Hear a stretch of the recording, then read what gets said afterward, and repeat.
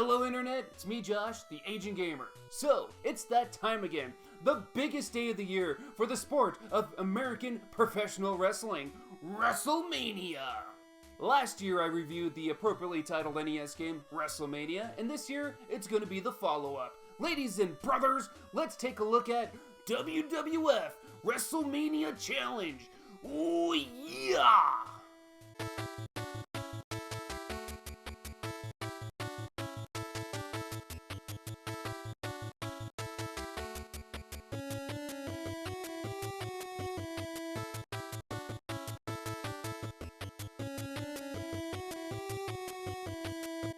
So as you can see, this game looks nothing like the first WrestleMania game. Instead of a 2D wrestle brawler, whatever this was trying to be, we got an isometric view and a bunch of in-game changes. Where do we even start? How about we take a look at the roster? Unfortunately, Honky Tonk Man, Ted DiBiase, and Bam Bam Bigelow don't return here. On the upside, there's now 9 playable characters instead of 6. We see the return of the immortal Hulk Hogan, the Macho King Randy Savage, oh yeah, and the 8th wonder of the world, Andre the Giant. But this time we also got the Ravishing Rick Rude, Hacksaw Jim Duggan, Brutus the Barber Beefcake, the Big Boss Man, and of course, the Ultimate Warrior. And one more character has been added. You. Or yourself, as the game puts it. Hey, I don't look like that. So this wrestler that is meant to represent you is kinda smaller than the other wrestlers and doesn't have any cool moves. So I guess it is more like myself than I thought.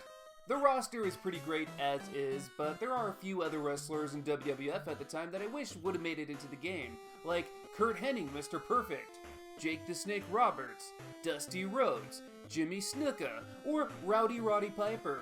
But hey, wrestling games back then were notorious for only having a handful of playable wrestlers.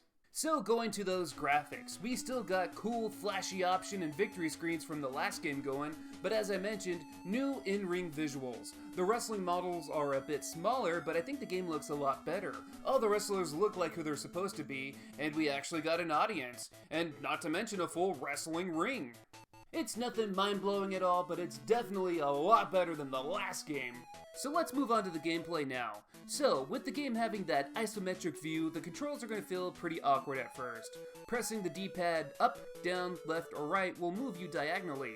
So you have to press diagonally on the D-pad to move up, down, left, or right. A bit confusing, yes, but as you play it, it becomes more clear. So this time around we actually got a grapple button, which is used by pressing B. You can grab someone from the front or from behind to perform a move. Tapping the A button and holding down the A button will have you perform a striking attack. Pressing A and B at the same time will also have you perform a special strike, like a drop kick, a double axe handle, or a belly thrust, all depending on who you pick though. You can climb the turnbuckles, but I wouldn't recommend it. The wrestlers for the most part share a lot of the same moves. Some differences are here though, like Boss Man's previously mentioned belly thrust or his big splash. Warrior has a body press that can actually launch you out of the frickin' ring. Savage has a signature knee drop, Andre has a chokehold and a hip press, and Hogan has a big boot. Ironically, even though some of the wrestlers got a leg drop in the game, Hogan doesn't. Instead, they gave him an elbow drop. How does that even make sense? That Hogan leg drop was the moneymaker, brother! Each wrestler's health bar is cleverly placed on the apron of the ring. When the bar is full, you're doing pretty good. The more you get beat up though, the bar will go down. The lower the bar, the easier it is to get pinned. If you happen to get pinned, you'll want to rapidly press left and right on the D-pad, but if your health is gone, forget it, you're done. While you can technically pin your opponent when they have a little bit of health left, I suggest dropping it to 0 before even trying to pin. At 0 health, it's a guaranteed victory. So the gameplay this time around was a great improvement. The game is actually playable now, and there's even a few different modes to mess around with. There's of course one-on-one matches, you against the CPU, or you versus another opponent. There's also a tournament mode where you have to fight through all the fighters to win. This too can be done in 2-player mode. We also got tag team matches and Survivor Series matches. In the tag matches, 2 wrestlers will start in the ring, and when you want to tag out, press select and your partner will jump into play. First person to get a pinfall wins the match for their team. In the Survivor Series match, it's the same concept as the tag, except for that you can pick a team of 3, and the match ends when you eliminate all 3 opponents. I really like this match and was surprised this was even in the game. And that's about everything you can do in WWF WrestleMania Challenge. So, how was the game? It's, well, kind of a mixed bag. I was expecting another crap fest like the first WrestleMania game, but this game is tons better. You can actually play it and have control of what's going on in a match. It still has its faults though. For example, the AI is awful. There's a lot of wandering around and you having to play catch up to try and hit your opponent with a move. And speaking of which, it seems like the best method to winning matches is going for a body slam, then immediately hitting a ground attack. Rinse and repeat. Once the opponent's health is low, hit another body slam, then go for an immediate pin for the win.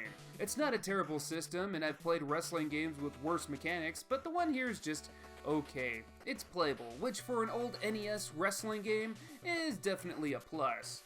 So what's great about the game? Well, I like the different modes. Tag matches and the Survivor Series matches are really cool and are actually pretty fun. And looking at this game from a presentation standpoint, it's awesome for its time period. The wrestlers look like themselves, and the music during matches actually consists of the wrestlers' theme songs, and they all sound great in their chiptune form. If you're playing by yourself, the game might get boring pretty quick, but if you got 2 players, this game can be a blast. Again, there's enough options here so you can either fight your player 2, or even team up with them. Plus, having a player 2, your match strategies might be a bit more loosened up so you can have some fun. I don't think this game is bad. It definitely has some improvements over my favorite NES wrestling game, Pro Wrestling, but I feel it doesn't do enough to blow anyone away. It might very well be the best wrestling game on the NES, but due to the NES's limitations and how wonky wrestling games were back then, that's not exactly saying much. If you're a wrestling fan, check it out. If not, stay away. At this moment, the game is super cheap, and it's worth about that price.